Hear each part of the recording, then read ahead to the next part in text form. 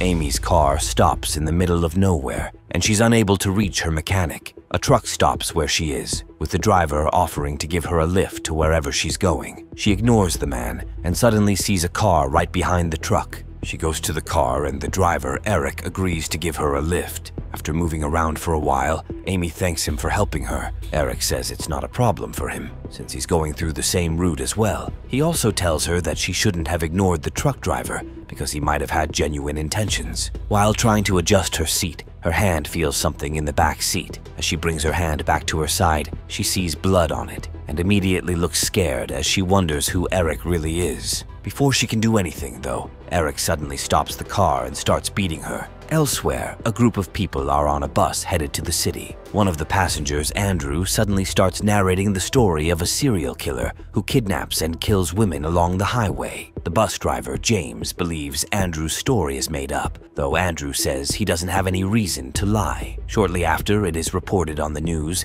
that there has been an accident along their route. The reporter advises commuters to go through another route to avoid getting stuck in traffic. With this, James asks the passengers what they would like him to do. A man named Albert asks if James knows another route, and he says he does. He, however, says it's between mountains and the road is not good. None of the passengers are against him taking the alternate route. James heads in the direction of the bad road. As he continues driving, he keeps complaining about how he would have liked to pass the normal route and get stuck in traffic instead of passing a place that would damage his bus. Not long after, the bus goes through a tunnel along the alternate route, and before they go in too far, a man named Peter appears in front of the bus and asks them to stop. He also seems to be heading in the same direction, so he gets on the bus, with James telling him to take his seat and pay when he gets to his destination. As Peter takes his seat, Albert sees a picture of him in the newspaper and starts to look suspicious. Meanwhile, a pregnant lady named Grace, who is also on the bus, sounds angry on the phone as she tells the person she's talking to that she'll take care of the baby herself. She angrily throws her phone out of the bus after taking the call. A girl named Jenny is also seated next to her autistic brother, David, who is playing with a Rubik's Cube. After a while driving in the tunnel,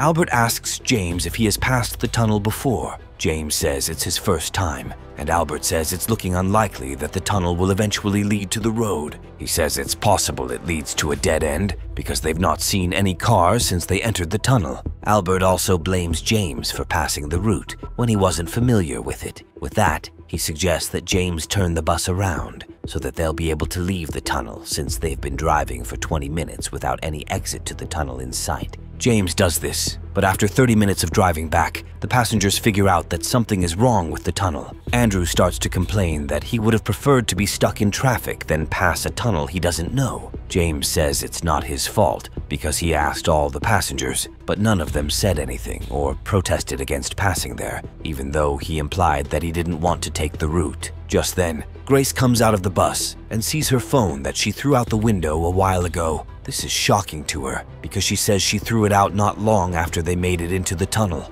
As the other passengers try to understand what this means, David confirms that Grace threw the phone not too far from the tunnel entrance. He says that he counted the distance between the lights in the tunnel, and as they moved in, Grace threw her phone out at about 246 meters. Albert tells the others that judging by the size of the mountain, the trip through the tunnel shouldn't be more than 3 kilometers. However, James says he's sure they've gone more than 30 kilometers. With this, Andrew asks if they're being haunted. Albert says they need to do a checkup of the tunnel to be sure that everything is all right. He tells the others that he'll have to get a long rope and walk with it to see how far they can get. As they wonder where they'll get a long rope, Grace says she has her knitting wool in the bus, which they can use. Peter brings it out of the bus, and after giving one end to Andrew, Peter and Albert start pulling out the wool as they walk forward. They continue walking, and after a while, Albert asks Peter why he doesn't look scared of what could possibly be happening to them. Peter says there are many of them in the tunnel, so he doesn't have to be scared. The men keep moving, and soon after, the wool reaches its end. From where they are, the men see a fishing line on the floor, and they attach it to the wool so they can go a bit further. Meanwhile, Andrew is worried that he has still not felt a pull from the wool, and he wonders if something might have happened to Peter and Albert. Shortly after, everywhere starts to get foggy, and while a girl named May is checking the mirror, she hears a sound from behind them. As they look worried and wonder what it might be, They are surprised to see that it's Peter and Albert. With this, the passengers believe they're in an endless loop tunnel because that's the only explanation for what just happened. To confirm that the two ends are actually connected, Peter drags it, and surprisingly, Andrew feels the pull. The passengers start developing theories about why they're in the loop tunnel. While May believes they might have taken a drug that allowed all of them to be under an illusion, Jenny and David believe there's some science related to what happened. They soon forget about this and start thinking of what to eat. As they gather all that they have, Andrew asks James to bring his own food and drinks. James gets violent and tells them he's not sharing. Albert then offers to pay for some of it, and he agrees. They all then sit at a round table to eat and talk about how they plan to leave the tunnel. Albert tells them that they need to check the tunnel again, and he soon leaves with Andrew, Peter, and James. After a while, the others fall asleep and wake up,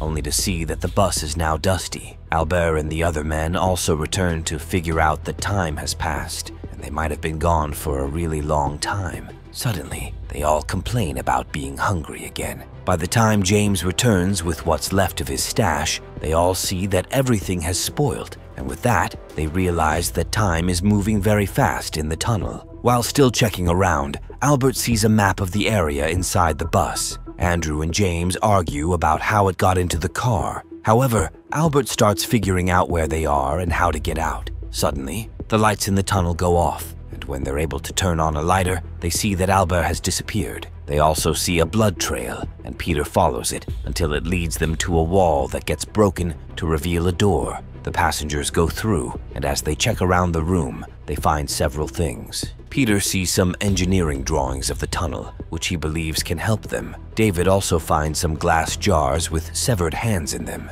As he sees it, James immediately points out to the others that the serial killer Andrew talked about on the bus earlier has a similar style of operation. James also suggests that Andrew knows something about what's happening to them in the tunnel. Andrew denies any involvement and says he only heard the story and shared it with them. Shortly after, Peter says that the engineering plan shows that the tunnel has 6 doors they'll have to look for before they can exit the tunnel. He says the first one is the one they just found after following Albert's blood. They start looking for the second door, and shortly after, they find an exit back to the tunnel road. As they come outside, James continues telling Peter how excited Andrew was when he was talking about the serial killer. When Peter then asks James if he thinks Andrew could be the serial killer, he says Andrew is a coward. As they continue walking, James sees his bus and goes to check inside. He finds some food and drinks, but Andrew comes in to drag it all from him before he can do anything.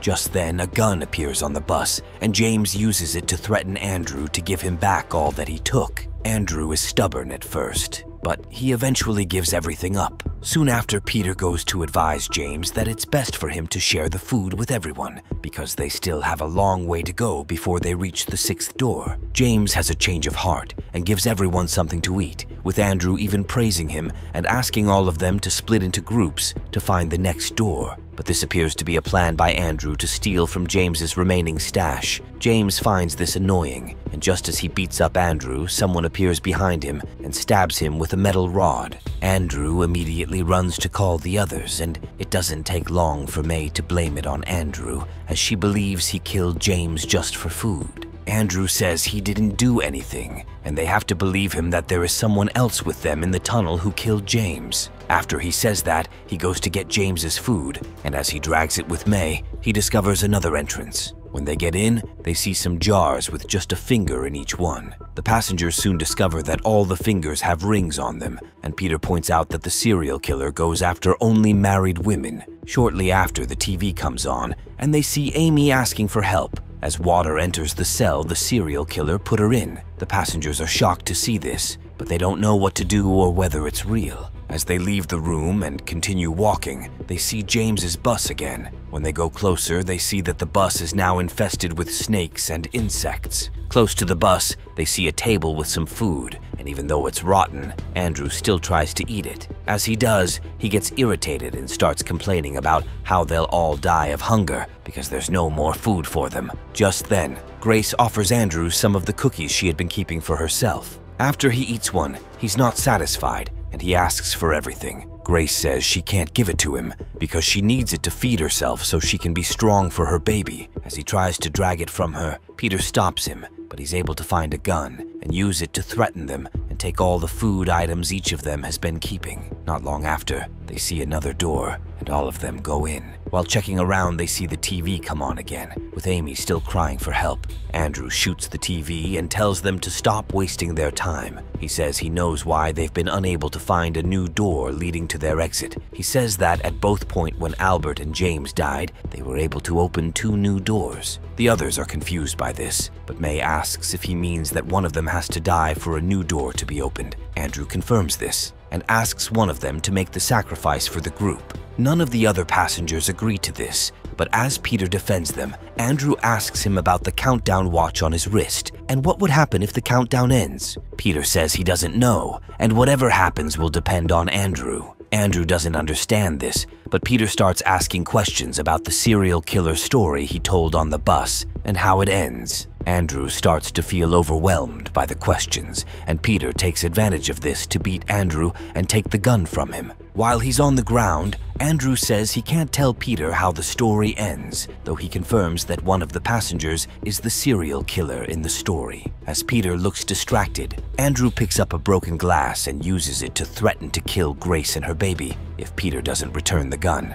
Andrew gets the gun back and uses Grace's hands to pull the trigger to shoot Peter. As he then teases Peter about hearing the end of the story as he's about to die, Jenny tries to help, but her efforts are not enough. Andrew then picks her up and takes her to another room, where he kills her after trying to drown David. Andrew then moves on to May to kill her, but he gets stabbed with a sword that comes out of nowhere. To help David take revenge for his sister's death, May hands over the sword to David and uses his hand to stab Andrew a couple of times. With that, the surviving passengers, including Peter, who is still alive, keep walking. They find James's bus again, and while Peter goes in to take a break from all that is happening, May enters and tells him to reveal all that he knows about the tunnel. Peter says he doesn't know anything, but she continues to threaten him. As she's about to kill Peter, she suddenly starts hearing the voice of Andrew laughing. As she looks out the window, she starts hallucinating and sees Andrew laughing at her. She runs out of the bus and tries to hide, but she soon meets her death when she finds herself in front of a mirror. Elsewhere, Peter is able to take Grace and David toward an exit that finally appears in the tunnel. As he looks excited and turns to tell Grace that they can now escape from the tunnel, she stabs him and he falls to the ground. Just as he watches his countdown clock run down to 0, Peter passes out. He then happens to wake up in the real world, and it turns out Peter is a psychotherapist who is exploring Eric's brain to find out where he has hidden Amy, who is his wife and Eric's last victim before he got into an accident and suffered serious brain damage. His adventure into Eric's brain is for him to get the address of where the serial killer has locked his wife so that he can save her before something bad happens. While sitting in the cafeteria to keep working on how to get what he needs from Eric, a senior police officer comes over to tell him that they found some extra details about the serial killer. He tells Peter that Eric's mother and father died on the same day, with his mother killing his father before ending her life too. Peter then realizes that each character in the tunnel represents the different personalities in Eric's life. After he sees a picture of Eric's parents, he tells the officer that they look just like Andrew and May, both of whom were dangerous characters in the tunnel. Peter also reveals that the endless tunnel loop in Eric's brain was created by Eric to be a reminder of how chaotic his life was while he was conscious. When a report gets to the senior officer that a heavy rain is coming and it might be too late to save Amy before she drowns in her cell, just like in the video from the tunnel which happens to be real, Peter is strapped up again to head into Eric's brain. When he enters this time, he sees Eric, who then explains everything behind his actions. He says his mom ruined everything by killing his father and abandoning him, and since then, he's been going after women who cheat on their husbands and also abandon their kids. Eric also tells Peter not to worry about his wife because she's a bad woman. Peter doesn't care about this and keeps moving until he sees David. He asks for the address to Amy's cell, but when David replies, he does so together with Jenny, who happens to be alive again. Just then, Peter realizes that Jenny has been the criminal personality that has been telling David to do all that he has been doing to the women. Peter appeals to David, who is Eric's calm personality, to give him the details of where his wife is. Just as David is about to tell Peter, Jenny drags him away. Peter gets frustrated and suddenly finds himself in a theater where David tries to show him that his wife is a bad woman.